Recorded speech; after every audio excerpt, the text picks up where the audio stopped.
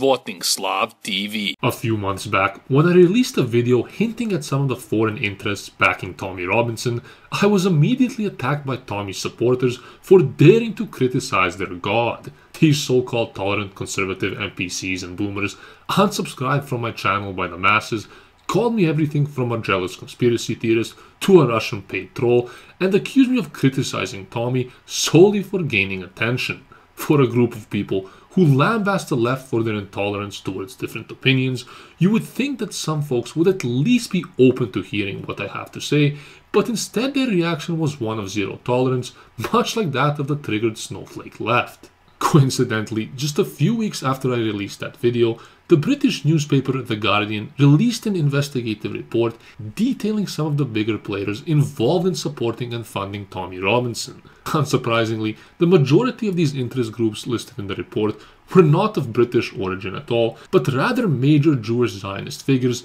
and think tanks from the US. In this video, we'll have a look at some of these groups and individuals in greater detail, and I'll discuss why they have vested interests in Tommy Robinson and how they affect the British political landscape. According to The Guardian's investigation, one of the main groups funding Tommy is a Philadelphia-based think tank called the Middle Eastern Forum, which according to the report has spent some $60,000 on Tommy's legal fees and demonstrations within the past year.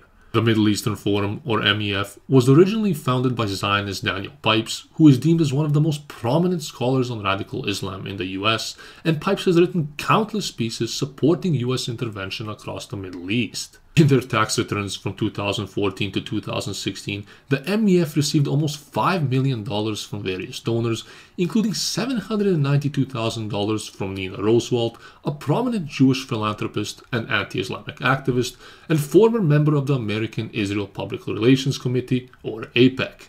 Another one of Tommy's big Jewish sugar daddies is US tech billionaire Robert Shillman, who helped finance a fellowship that helped pay for Tommy to be employed by Canada's Jewish-run Rebel Media. In the past, Shillman has donated large sums of money to various Israeli interest groups, including the Friends of the Israel Defense Forces and Camera, an Israeli media monitoring group devoted to promoting quote-unquote accurate and balanced coverage of Israel and the Middle East. If someone searches the Gaza flotilla, we want to be there. We want to be the guys who influence what is written there, how it's written, and to ensure that it's balanced and Zionist in nature. A small Australian group called the Australian Liberty Alliance also says that it helped out Tommy, but did not disclose the amount of money they donated. The Australian Liberty Alliance, which is a Zionist organization, is headed by Avi Yemeni, a political activist and YouTuber who owns a chain of Krav Maga training facilities across Melbourne, which he has named IDF Training. Avi, who has worked closely with Tommy, is a well-known Islamic provocateur and Zionist who previously served in the Israeli Defense Forces, despite identifying as a die-hard Australian patriot. If you're asking for now, in this moment, if Australia and Israel went to war, who would I fight for? Well, you're a fucking moron, because that's not even possible. Australia and Israel would not go to war now because we are closest friends. The Gatestone Institute, whose president also happens to be the aforementioned Nina Roosevelt, has also published a succession of articles supporting Tommy's cause and has received more than $2 million in donations from private donors in the last few years. Another prominent California-based think tank called the David Horowitz Freedom Center, or DHFC, lobbied for Tommy to address US politicians on a US speaking tour, which stood to make him some £1 million.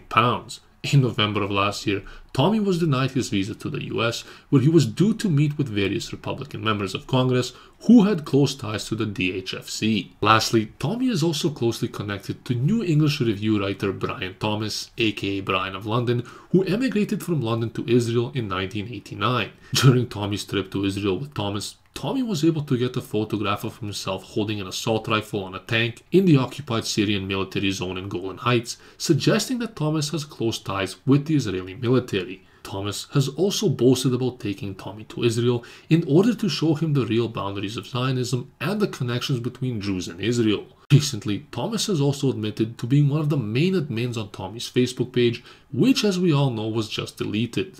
They've also deleted anybody who was an admin or even an editor on his page, and that took out my Brian John Thomas account. For those of you that are still wondering why all these prominent Jewish groups are backing an everyday working class British guy like Tommy, the answer is actually very simple. Firstly, by using an average white British man, the rich Zionists and neocons behind Tommy are able to stir the pot with Muslims in Britain through provocation, sensationalism, and demonization in order to make them behave and look worse than they actually are. Essentially, the Zionists and warhawks want young British people to hate Muslims with a passion so that they can go off to fight Israel's wars for oil and regional hegemony, and using an average Joe like Tommy makes for a perfect go to lead the herd.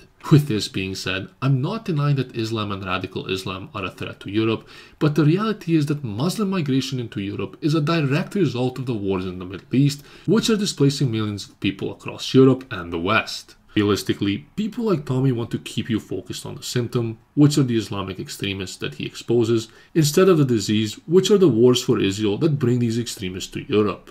Similarly, by infiltrating British patriotic and nationalist movements, these big financiers are able to manipulate public opinion into supporting Israel's wars in the Middle East, with the goal of dragging the British people into a series of wars that they have absolutely no interest in fighting. Simultaneously, these same warhawks and Zionists provide funding to various jihadi groups across the Middle East in order to create turmoil, all the while proclaiming that Israel is the West's most important strategic ally and one deserving of endless financial aid and resources. Why do we spend so much money on Israel?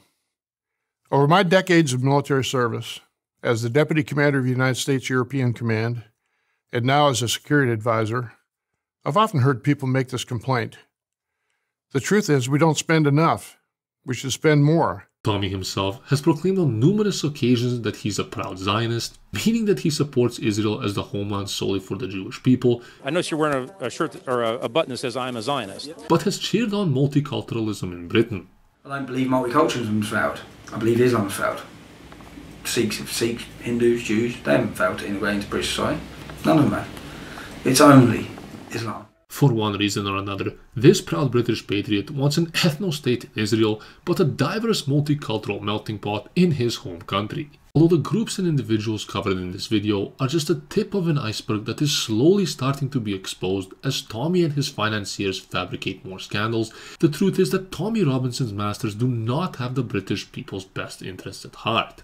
By having Tommy as their agent provocateur and puppet, these powerful individuals are sensationalizing and demonizing Islam in an effort to divert us from their Zionist agenda, which is largely responsible for bringing radical Islam into Europe in the first place. Through their infiltration and control of right-wing movements and their funding of so-called patriots such as Tommy, these individuals and groups have essentially hijacked patriotism to ensure that it serves their interests at the expense and livelihood of the British people.